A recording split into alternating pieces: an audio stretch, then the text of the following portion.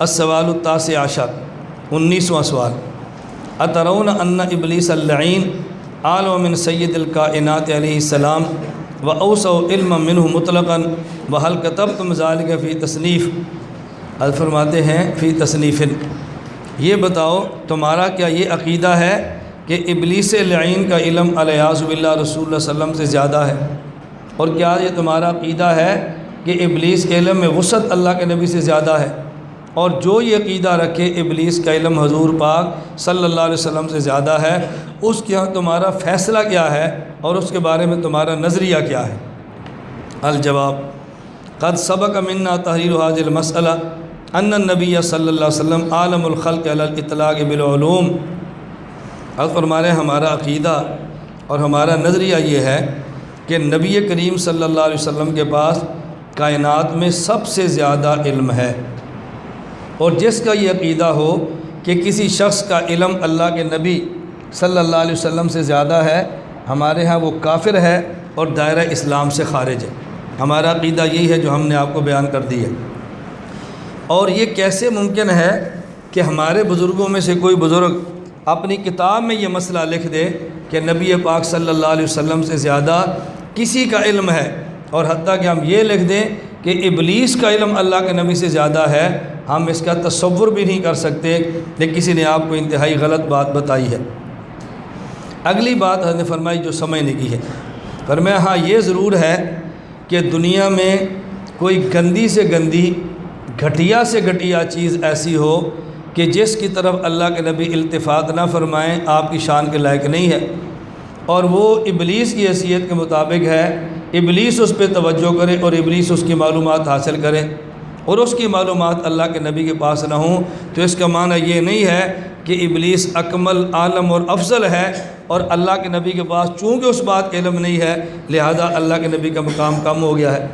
فرمایا اس کی مثال بالکل ایسی سمجھو کہ جیسے ایک متبحر، مدقق اور بہت جید عالم ہے اور ایک چھوٹا سا بچہ ہے۔ اب اس محقق اور مدقق جید عالم کا علم اس چھوٹے بچے سے کئی گنا زیادہ ہے، ان دونوں کے علم میں آپس میں کوئی مناسبت ہی نہیں ہے، لیکن بعض گھٹیا سی چیزیں ایسی ہیں کہ جس کا علم اس بچے کے پاس ہے اور متبحر اور جید عالم کے پاس نہیں ہے۔ اب کوئی بندہ یہ بات کہہ دے کہ اس بچے کا علم جید عالم سے زیادہ ہے، یہ کتنی بڑی حماقت ہوگی۔ میں اس کی آپ کو مثال دیتا ہوں۔ آپ کے اپنے علاقے میں کچھ کھیلیں ہوتی ہیں، ہمارے علاقے میں اپنی کھیلیں ہیں جو بچے کھیلتے ہیں، ان میں ایک کھیل کا نام ہے گلی ڈنڈا۔ آپ جانتے ہیں نا کھیل کا نام کیا ہے؟ آپ اپنے شیخ الحدیث صاحب سے کہ استاد جی اج میں تو گلی ڈنڈا کھیلنا، وہ کیا کہیں گے؟ او بیٹا یہ میری شان کے لائق نہیں ہے، مجھے پتہ ہی نہیں گلی ڈنڈا کسے کہتے ہیں، اور تو کہتا ہے میں نے کھیلنا ہے۔ اب دیکھو بچے کو گلی ڈنڈے کا پتہ ہے لیکن شیخ صاحب کو پتہ۔ اب اس سے کیا نتیجہ نکلا کہ بچے کا علم شیخ صاحب سے بڑھ گیا ہے۔ بات سمجھ آ گئی؟ اب ایک آپ کے مدرسے کے شیخ الحدیث ہیں، بہت بڑے ہیں، اور آپ کا سائیکل پنچر ہو گیا اور آپ کے استاد جی اس کو پنچر تو لگا دو، وہ کہتے ہیں بیٹا میں پنچر نہیں لگا سکتا، مجھے پتہ ہی نہیں ہے۔ تو پھر کہ استاد جی آپ سے تمہارا دکان والا افضل ہے جو پنچر لگا سکتا ہے، تمہارے پاس تو اتنا بھی علم نہیں کہ ٹائر کو پنچر کیسے لگانا ہے، تو ہم شیخ الحدیث بنے بیٹھے ہو۔ اب بتاؤ یہ پنچر لگانے والا جو پنچر لگانے کا فن جانتا ہے، یہ شیخ صاحب سے بڑا ہو گیا علم میں؟ حضرت فرماتے ہیں اسی طرح اگر ایک گندی چیز کا علم اللہ کے نبی کے پاس نہ ہو، ابلیس کے پاس ہو، تو ہم یہ کہتے ہیں فلاں بات کہ ابلیس کو پتہ ہے حضور کو نہیں پتہ، تو اس کا معنی یہ نہیں ہے ابلیس کامل ہے، الیاذ باللہ اللہ کے نبی ناقص ہے۔ اس کی اب حضرت نے کئی مثالیں دی ہیں۔ ایک مثال جو میں نے بچے والی دی ہے، دوسری مثال حضرت سلیمان والی کہ ایک بات کا ہدہد کو پتہ تھا اور سلیمان علیہ السلام کو پتہ نہیں تھا۔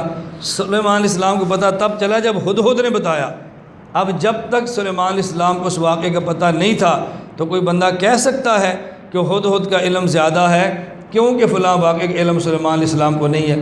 تو ایک واقعے کا علم نہ ہونے کی وجہ سے سلیمان علیہ السلام کا ناقص ہونا اور ہدہد کو علم ہونے کی وجہ سے ان سے اکمل ہونا لازم نہیں آتا۔ تیسری مثال کیا دی ہے؟ فرمایا افلاطون اور جالینوس ان جیسے اور بڑے بڑے حکیم ہیں۔ اب ایک علم ایسا ہے جو گٹر کے گندے کیڑے کے پاس ہے اور جالینوس کے پاس نہیں۔ اب یہ جو گٹر کا پخانہ ہے اس کو کھائیں تو مزہ کیسا آتا ہے، یہ جالینوس کو پتہ ہے یا کیڑے کو پتہ ہے؟ بتاؤ کیا مزہ آتا ہے، کس کا پتہ ہے اس کو؟ جالینوس کو پتہ ہے کیڑے کو؟ اب کو چونکہ اس گندی غذا کا ذائقہ، کیفیت، اس کی قسم کیڑا جانتا ہے، لہذا یہ جالینوس ناقص ہے اور کیڑے سے بھی گیا گزرا جس کو یہ بھی نہیں پتہ گند کھانے کا مزہ کیا ہوتا ہے۔ ہم کہیں گے خدا کا بندہ اس کے ذمے کو گند کھانا ہے، جالینوس کے ذمے کو گٹر ہے، کوئی غلاظت کی بو سونگھنا ہے، اب کیسی بات کرتے ہو؟ میری بات سمجھ آ رہی ہے؟ تو اس طرح جالینوس کا مقام کم کیڑے سے نہیں ہوتا، سلیمان علیہ السلام کا مقام ہدہد سے کم نہیں ہوتا، اور اسی طرح اس عالم کا علم اور مقام اس چھوٹے بچے سے کم نہیں ہوتا، اور کوئی گندی اور غلیظ چیز کا علم ابلیس کے پاس ہو اور رسول اللہ صلی اللہ علیہ وسلم کے پاس نہ ہو تو اس سے لازم نہیں آتا کہ ابلیس کا علم زیادہ ہے الیاذ باللہ اور نبی پاک صلی اللہ علیہ وسلم کا علم ان سے کم ہے، اس کا معنی ہرگز نہیں ہے۔ جواب سمجھ آ گیا؟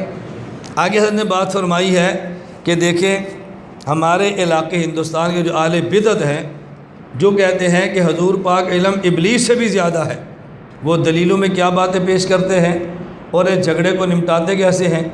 وہ کہتے ہیں رسول اللہ صلی اللہ علیہ وسلم ابلیس سے افضل ہے، اور جب ابلیس سے افضل ہیں تو ابلیس والے سارے علوم بھی حضور کو آئیں گے نا، یہ کیسے ہو سکتا ہے؟ افضل تو ہوں لیکن ابلیس کے علم نہ آتے ہوں۔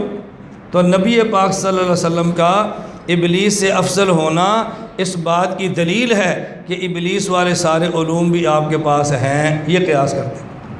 حضرت مولانا سہارنپوری فرماتے ہیں کہ یہ قیاس بالکل غلط ہے، قیاس غلط ہے، اس کی آگے وجہ بیان فرمائی ہے۔ فرمایا ایک وجہ یہ قیاس فاسد ہے، قیاس مال فارغ ہے، اور کوئی نص اس پر موجود نہیں ہے کہ ابلیس والے سارے علوم رسول اللہ صلی اللہ علیہ وسلم کے پاس ہیں۔ اس پہ نص تو ہے کہ اللہ کے نبی کائنات کی ساری مخلوق سے افضل ہیں، لیکن ابلیس والے سارے علوم بھی آپ کے پاس ہیں، اس پر کوئی نص نہیں ہے۔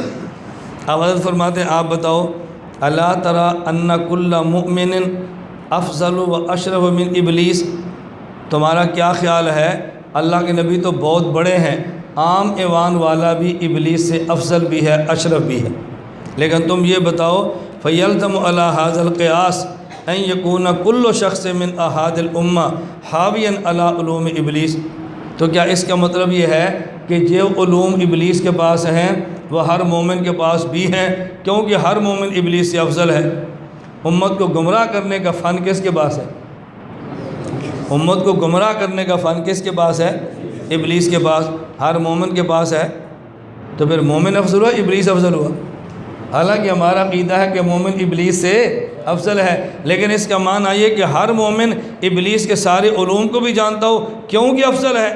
کہتے ہیں یہ بات تو ٹھیک نہیں ہے، تو ہم کہتے ہیں نبی پاک کے بارے میں یہ بات آپ کیوں کہتے ہیں کہ ابلیس والے سارے علوم حضور کے پاس ہیں صلی اللہ علیہ وسلم؟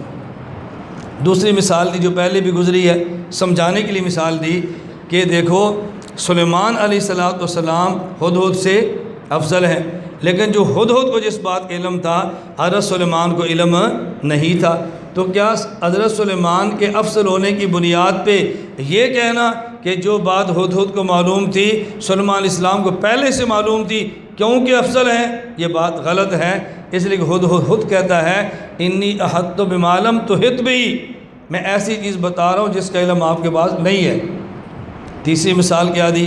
فرمایا افلاطون اور جالینوس یہ دونوں، یہ دیکھو گٹر کے گندے کیڑوں سے افضل ہیں، لیکن اس کا معنی یہ ہے کہ جو مزے، جو ذائقے، جو نجاست کیفیات گٹر کا گندا کیڑا جانتا ہے وہ جالینوس کو بھی معلوم ہے اور وہ افلاطون کو بھی معلوم ہے، کیونکہ ان سے افضل ہیں۔ کہتے ہیں نہیں، تو ہم کہتے ہیں اگر افضل ہونے کی بنیاد پہ مفضول کے سارے علوم کا معلوم ہونا ضروری ہے تو پھر گندے کیڑے کو جس طرح نجاست اور غلاظتوں کے ذائقے کا پتہ ہے افلاطون اور جالینوس کو بھی معلوم ہونا چاہیے، حالانکہ کوئی بھی اس کا قائل نہیں۔ تو حضرت فرماتے ہیں ہم نے مسئلہ یہ لکھا ہے، یہ مسئلہ نہیں لکھا جو انہوں نے آپ کو بتایا ہے، آپ کی غلط ذہن سازی کی گئی ہے۔